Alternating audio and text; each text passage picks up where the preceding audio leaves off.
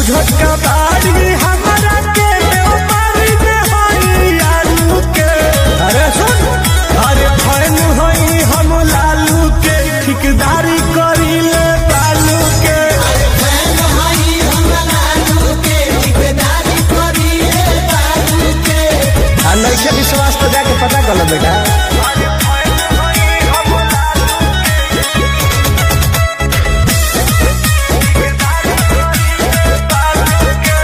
बांधी को मछिया हरदम रोड पर चलीला हम तार से।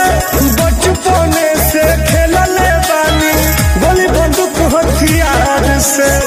ए बात के चर्चा बा।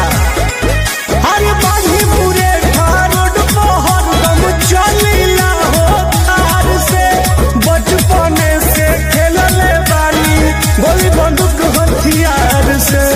खानदानी शौक। अरे वैसे का घूर के देखो तारे नचन होता भालू के। लतिया लगो। अरे फैन होई हम लालू के, ठिकदारी करी ले बालू के। अरे फैन होई हम लालू के, ठिकदारी करी ले बालू के।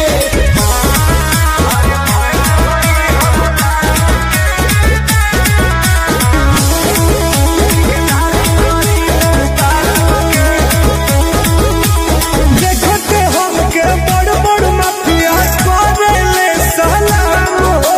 जौना गली से निकलिले हम हो जाला चक्का जाम हो। पावर और टावर दोनों हमरे मिली बा। अरे देखते हमके बड़ बड़ माफिया करेले सलाम हो। जौना गली से निकलिले हम हो जाला चक्का जाम हो। ई बात बिहार जनता। उपेंद्र उजाला टुन टुन के देखो तो खिसके जमीन तालू से। खौफा। अरे फैन होई हम लालू के, ठिकदारी करी ले बालू के। अरे फैन होई हम लालू के, ठिकदारी करी ले बालू के। पूरा घाट हमरे में रहे बाबू।